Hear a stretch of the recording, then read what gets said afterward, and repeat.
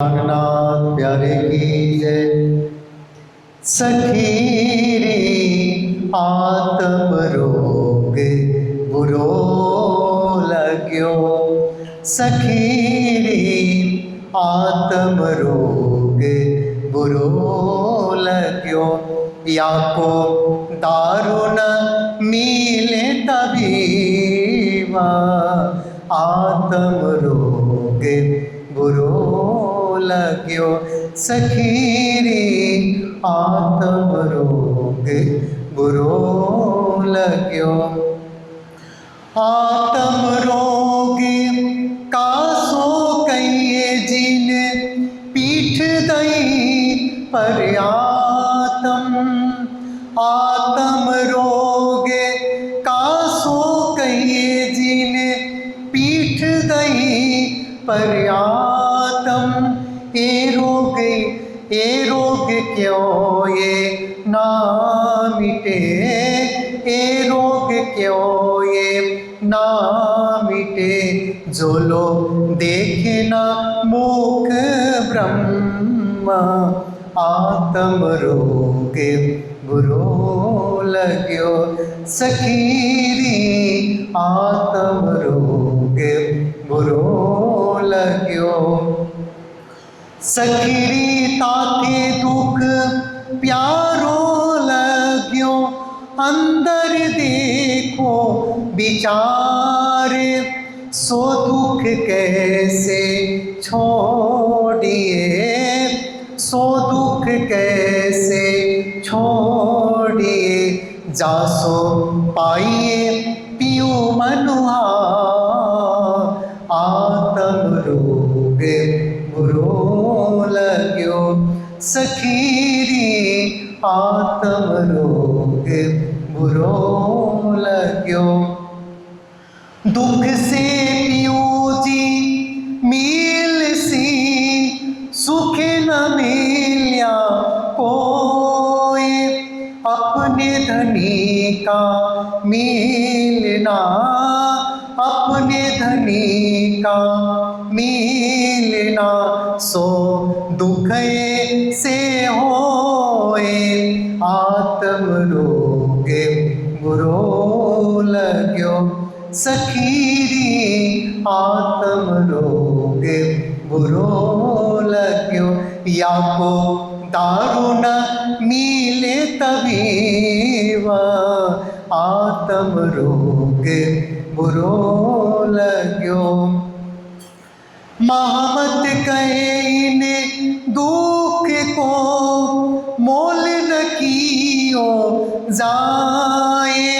लाख बेर सिर दीजिए, लाख बेर सिर दीजिए। तो भी सरवर नावे ताए, आत्म रोग बुरो लग्यो।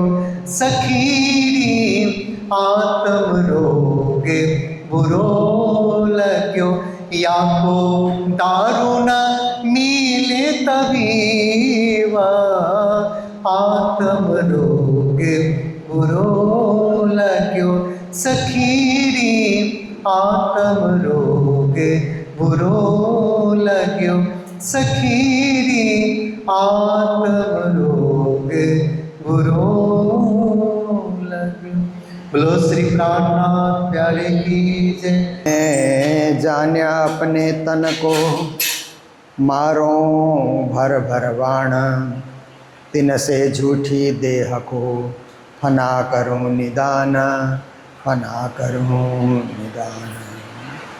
बोलो कृष्ण कन्हैया लाल की, श्री निजानंद स्वामी की, श्री प्राणनाथ प्यारे की, महारानी बैजुराज की, महाराजा छत्रसाल की, गुरुजी मंगलदास महाराज की, परमहंस राधिकादास महाराज की, श्री कृष्ण प्रणामी धर्म की, तीनों पुरी धाम की, सर्व सुंदर साथ की।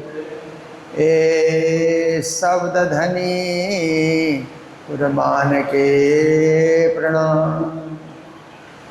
उपस्थित धर्म प्राण शिरोमणि सुंदर साथ जी, माताएं, बहनें, भाइयों, देखिए शब्द से ही संबोधन होता है, शब्द से ही नाम होता है और शब्द से ही मंत्र भी होता है।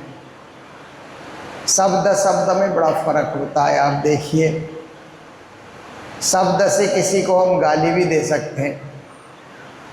एक एक शब्द का प्रयोग करते जाइए तो कोई शब्द से किसी का अपमान भी होता है और कोई शब्द से किसी का मान भी हो जाता है और कोई शब्द से किसी का सम्मान, मान से भी बड़ा सम्मान होता है ना।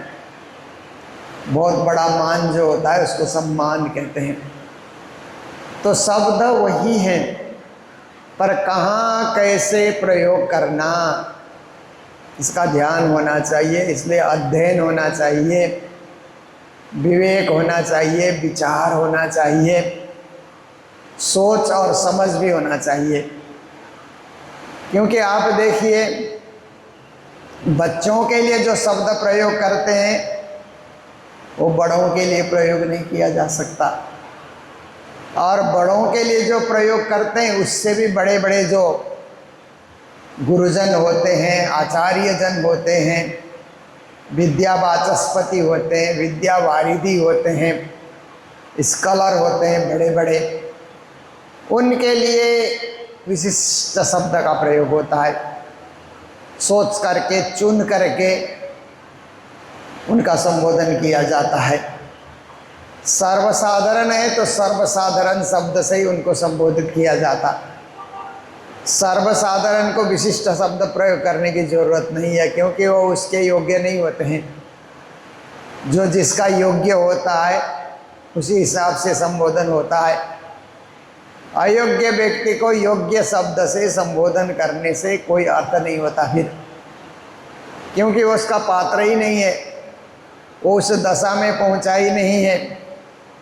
जैसे परमहंस शब्द है, ये महान त्यागी तपस्वी जिन्होंने बड़ी जागनी की और धर्म के लिए बहुत बड़ा योगदान किया है, ऐसे लोगों को परमहंस शब्द प्रयोग किया जाता है। तो किसी सर्वसाधारण कोई भी मंच पे आ गया तो उसको परमहंस नहीं कहा जाएगा। तो इसी तरह से आप देखिए, आचार्य शब्द है, गुरुजी शब्द है, ये भी त्यागी, तपस्वी, ज्ञानी, ध्यानी, विवेकी और समाज सेवी, धर्म सेवी, जागने के अग्रदूत, ऐसे लोगों के लिए प्रयोग किया जाता है। फिर अब सर्वसाधारण के लिए वो शब्द प्रयोग किया तो ऐसे त्यागी, तपस्वी, महापुरुषों के लिए कहाँ से शब्द लाएंगे फिर? इसके लिए विचार करके कहीं भी शब्द का प्रयोग होता है तो हम लोग थोड़ा सा दिमाग लगाएं, विचार करें। और एकदम साधारण बच्चे हैं तो बच्चों को बच्चों की भाषा में संबोधन किया जाता है। उनको बड़े बड़े शब्दों से आपने संबोधन किया, समझ ही नहीं आएगी उनको क्या बोल रहा है। तो शब्द की बड़ी भारी महिमा होती है। और शब्द से क्या है कि किसी का नाम भी बन जाता है ना। जैसे बहुत सारे नाम तो ऐसे होते हैं कि ईश्वर के नाम से, भगवान के नाम से, परमात्मा के नाम से ही नाम रखे जाते हैं, बहुत सारे लोगों के नाम। और बहुत सारे लोगों के नाम अच्छे शब्द, जिनसे कोई अर्थ निकले और जिनसे कोई भाव प्रकट हो, ऐसे शब्दों के द्वारा भी नाम रखा जाता है। और कुछ नाम ऐसे होते हैं कि कोई अर्थ ही नहीं होता है, ऐसे रख दिया, मौज मस्ती से किसी ने रख दिया नाम, उसी से बच्चा पढ़ लिख लिया, पर उसके नाम का कोई अर्थ ही नहीं होता है। इसलिए नाम या तो अर्थपूर्ण हो या ईश्वर परक हो ज्ञान परक हो ऐसा नाम रखना चाहिए, तो वो शब्द का महत्व बढ़ जाता है। फिर आप देखिए कि इस शब्द से ही नाम मंत्र भी बन जाता है ना। निज नाम मंत्र है, उसमें भी शब्द जुड़े हुए हैं, पर ऐसे शब्दों का चयन किया गया है कि वो फार्मूला की तरह, वो क्या है, बीज मंत्र कहते हैं उसको। देखने में शब्द साधारण लगते हैं, परंतु उनको सजा करके जब तैयार किया गया वही महामंत्र हो जाता है, वही परमात्मा प्राप्ति के लिए एक साधन बन जाता है, वही अमृतत्व हो जाता है। इसलिए शब्द की बड़ी भारी महिमा है।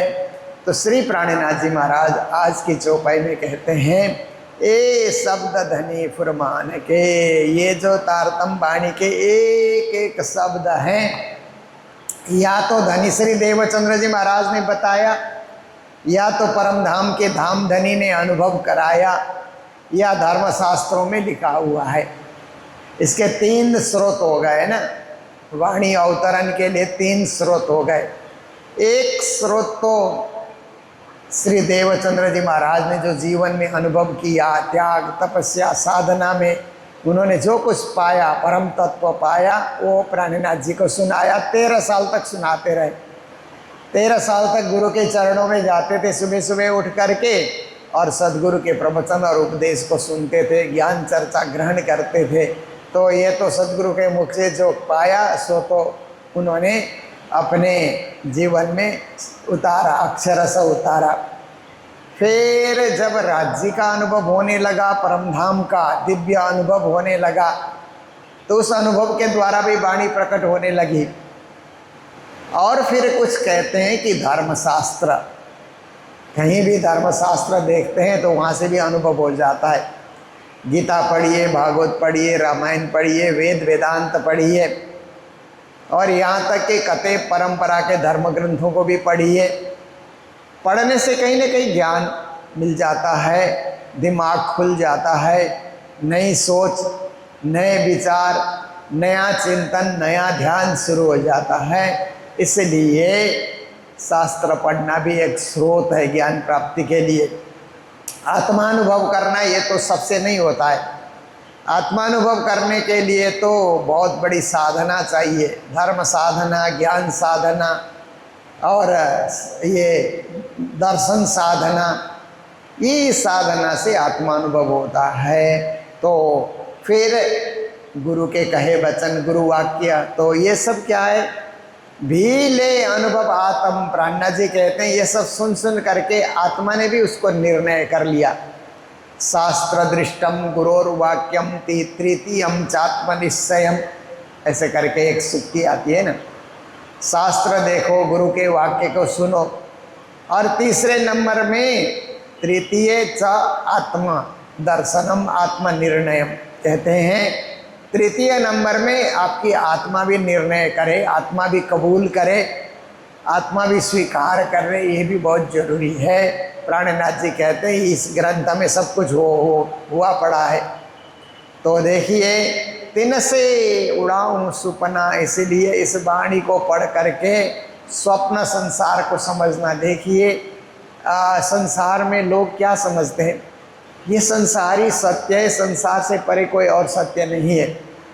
जो दिखलाई दे रहा है, जो लोग दिखलाई दे रहे हैं, जो पृथ्वी है, सूर्य चंद्र है, हवा है, पानी है, और ये संसार में सब लोग परिभ्रमण कर रहे हैं, मेहनत कर रहे हैं, उन्नति कर रहे हैं, यही सत्य है। इससे परे कोई सत्य नहीं है।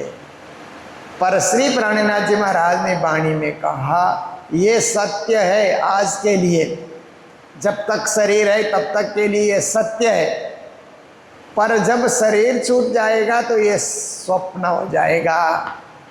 सपना कहा ना उन्होंने, जैसे हम रात को सोते हैं तो सपना, स्वप्न को देखते हैं ना, ऐसे हो जाएगा। शरीर छूटने के बाद तो आत्मा स्वप्न दृष्टा की भांति हो जाएगी। सारा खेल जिस परिवार में रहे, जिस दुकान में रहे, जिस समाज में रहे, जिस क्षेत्र में रहे, वो याद करने से एक स्वप्न की भांति, ओह हम वहाँ भी थे, वहाँ भी ऐसे रोज धो लेते थे, परेशान होते थे, मेरा मेरा करते थे, पर आज तो उसका कोई अस्तित्व नहीं है, ऐसा अनुभव होता है। परम धाम जाने के बाद भी अनुभव होता है। जब संसार का ख्याल आप करने लगोगे, जैसे आप हम लोग बहुत दूर घूम करके आते हैं, बरसों के बाद उसको याद करते तो सपना जैसा लगता है। यात्रा में कहीं आपको कष्ट भी हुआ, सोने को नहीं मिला, खाने को नहीं मिला, परेशान रहे, पर बरसों 10, 15, 20 वर्ष के बाद उस यात्रा को याद कीजिए तो लगता है कि वह स्वप्न जैसा है। भूख लगी परंतु अभी तो भूख नहीं है, ऐसे उस समय अनुभव होता है। तो श्री जी कहते हैं संसार स्वप्न है, एक दिन उड़ कर जाने वाला है और हमें भी इस स्वप्न को उड़ाना है, ये ज्ञान हो गया।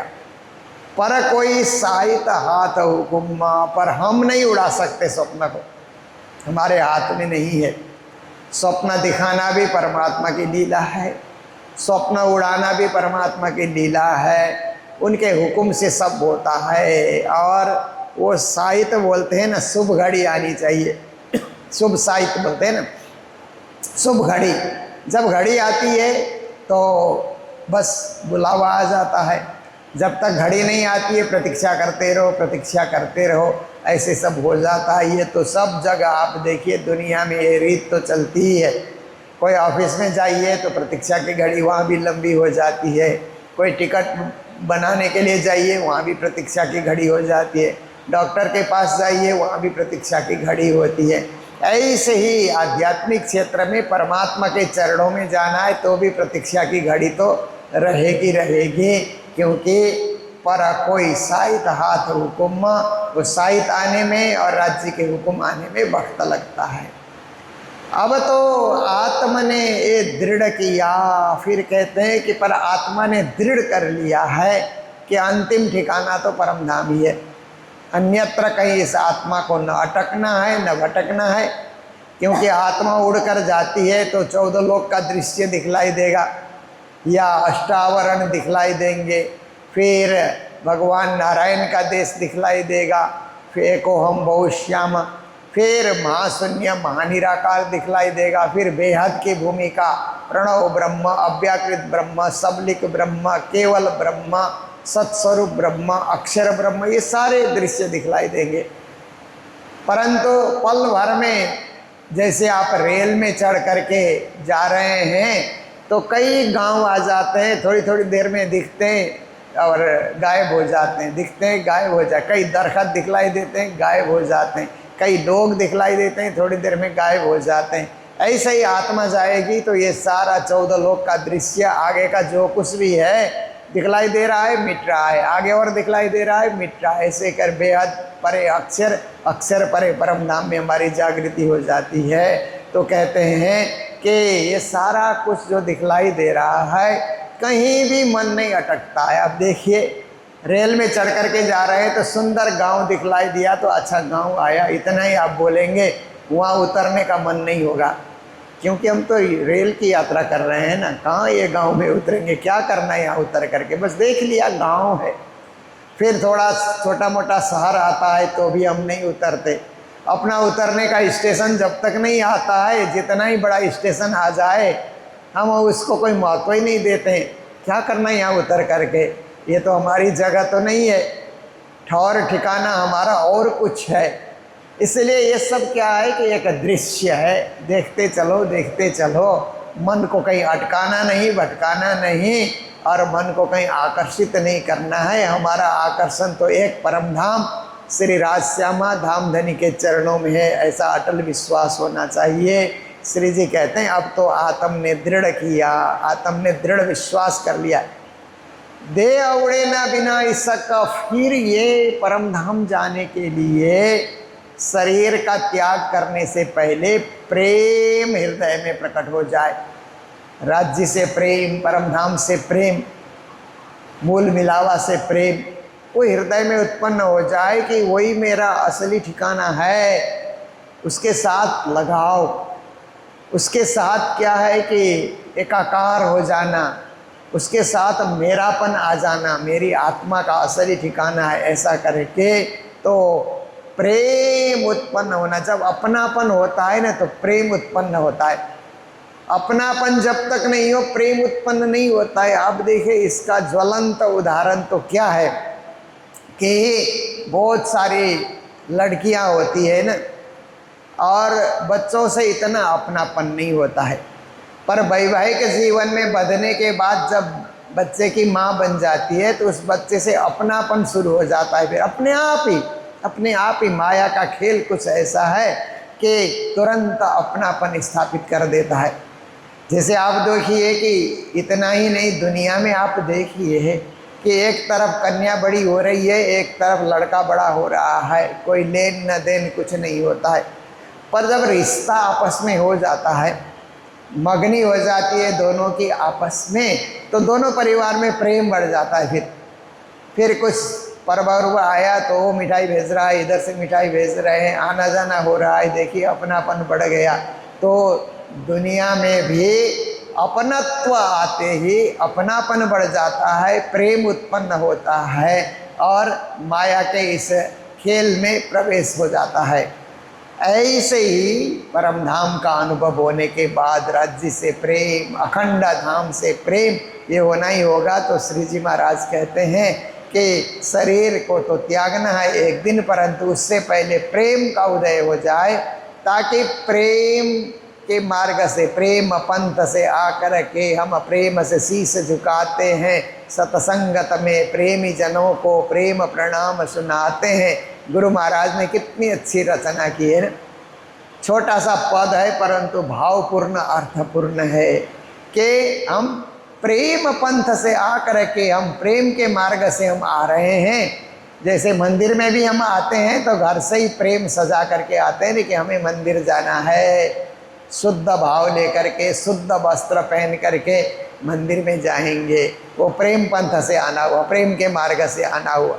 और मंदिर में आते ही और कुछ नहीं करेंगे, पहले शीश झुकाएंगे, नतमस्तक होकर के सिर जो है मंदिर के उस प्रांगण में रख करके फिर हम प्रणाम करते हैं। तो ये क्या है, प्रेम उदय होने का एक उदाहरण है। ऐसे ही प्रेम उदय परमधाम से हो जाता है तो देह तो एक न एक दिन उड़ जाना है, समाप्त होना है।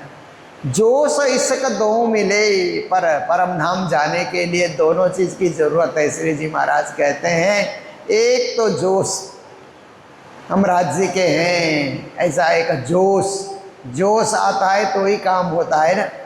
जोश ना आए तो कोई कुछ करता ही नहीं है।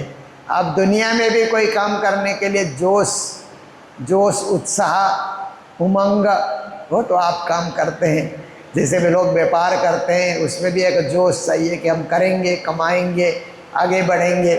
राजनीति करते हैं उनमें भी एक जोश होता है।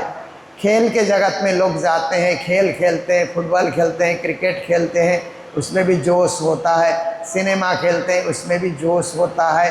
पढ़ाई करके बड़ी बड़ी डिग्रियां लेते हैं उसमें भी जोश होता है। ऐसे ही परमधाम जाने के लिए भी जोश होना चाहिए कि हम जाएंगे, ज़रूर जाएंगे, हम अटकेंगे नहीं। हमारी साधना फलीभूत हो रही है, हम निज नाम का जाप करते हुए बस उस दिव्य परमधाम को प्राप्ति करेंगे। ये जोश, ये अनुभव करना है अपने अंदर। और दूसरी बात कहते हैं इसका प्रेम भी होना चाहिए, मात्र जोश से नहीं होगा, प्रेम भी होना चाहिए। तो मैं एक उदाहरण देता हूँ कि एक बार गुरु महाराज के साथ हम लोग यात्रा में जाते थे। मैं तो उस समय पढ़ता भी था कॉलेज में, पर गुरु जी की यात्रा शुरू होती तो पढ़ाई छोड़ के साथ में निकल जाता, क्योंकि उनको सेवा की ज़रूरत भी होती और हमें भी कई देश दुनिया देखने का मौका मिल जाता। तो सोचते आके पढ़ाई कर लेंगे, क्या है। ऐसे करके उनके साथ ही यात्रा में कभी इधर बम्बई जाते, दिल्ली जाते, हरियाणा जाते, कभी गुजरात जाते, कलकत्ता जाते थे, इधर प्रयागराज जाते थे, कहाँ कहाँ गुरु महाराज मध्य प्रदेश में जाते थे, सब जगह उनकी यात्रा होती थी। तो हम लोग साथ में होते थे। तो एक जगह सुंदर साथ में गुरु महाराज ने चर्चा की, तो चर्चा होने के बाद सुंदर साथ ने जोर जोर से पिया तुम हो तैसी गाना शुरू कर दिया। जोर की आवाज़ से पिया तुम हो तैसी गाना शुरू कर दिया और वो ढोल भी बजाते हुए। तो गुरु महाराज ने जब दिन रही न जात रोए रोए ऐसी चौपाई आई न, तो गुरु महाराज ने कहा रुको रुको, अरे रुको। तो कहा कि एक तरफ तो तुम बोलते हो कि हे राज्य पिया तुम हो तैसी कीजिए, मैं अर्ज करूँ मेरे पियू जी, ऐसा करके विनय प्रार्थना कर रहे हो, और दिन रात मेरा रो रो करके जा रहा है ऐसा बोल रहे हो। तो जिसको रोना आ रहा है, विलाप कर रहा है, वो ढोल बजा के रोता है, ऐसा गुरु महाराज ने कहा। तो वो चुप हो गया। फिर गुरु महाराज ने कहा इतना जोर से क्यों गाते हो, प्रेम से गाओ, एकदम मध्यम लय से गाओ, जोर से इतना तेज आवाज़ से क्यों गाते हो। तो उसने कहा मेरे को जोश आता है जब पिया तुम हो तैसे गाने का वक्त मिलता है, या स्वरूप बोलने का वक्त मिलता है, कभी कभी स्वरूप बोलने का वक्त मिलता है तब भी मुझे जोश आता है, पिया तुम हो तैसे करो तब भी मुझे जोश आता है। तो गुरु महाराज ने कहा जोश आता है तो विरह भी आना चाहिए, क्योंकि दोनों चीज़ जोश मात्र आता रहेगा तो नहीं चलेगा, साथ में विरह भी होना चाहिए। जोश आता है तो साथ में प्रेम भी होना चाहिए। जोश में प्रेम आएगा तो अच्छा से आप गाओगे, लय से गाओगे, मध्यम गति से गाओगे, तीव्र गति और तेज गति में नहीं जाओगे, क्योंकि प्रेम आते ही व्यक्ति पिघल जाता है। प्रेम आते ही जोर से कभी चिल्लाता नहीं है। प्रेम की भाषा ही मंद भाषा होती है। प्रेम की भाषा ही क्या है कि एक मध्यम भाषा, मंद भाषा। और प्रेम की भाषा में क्या होता है कि एक दूसरे को समझने की कोशिश होती है। तो आत्मा परमात्मा को समझे, परमात्मा आत्मा को देखे, ऐसी भाषा में जोर से नहीं गाया जाता। गुरु महाराज ने उनको समझाया।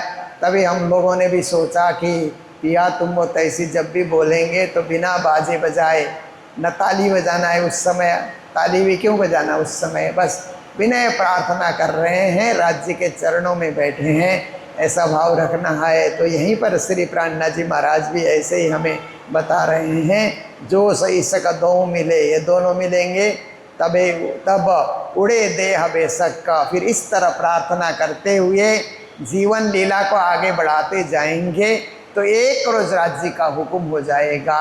और ये देह जो है शरीर, ये शरीर भी हमारा टूट जाएगा, भंग हो जाएगा। ये शरीर भी राज्य का ही दिया हुआ है, हमने नहीं बनाया। राज्य की इच्छा हुई इसलिए हमें शरीर मिला, और राज्य की इच्छा होगी तो शरीर का विलय हो जाएगा। इसके लिए ज्ञानी बनना, प्रेमी बनना, उत्साही बनना और राज्य के जोश का अनुभव करना बहुत ज़रूरी है। ये आज की चौपाई का सारांश है। तो अब इतने में ही चर्चा को विराम दे रहे हैं, जय जयकार करते हुए। बोलो सतगुरु महाराज की, श्री प्राणनाथ प्यारे की, सर्व सुंदर साथ की। अब तो आत्मने ए दृढ़ किया, देह उड़े ना बिना इसका, जोश इसका दो मिले, तब उड़े देह बेसाका, तब उड़े देह बेसाका। बोलो श्री प्राणनाथ प्यारे की, श्री धाम के धनी की। प्रणाम।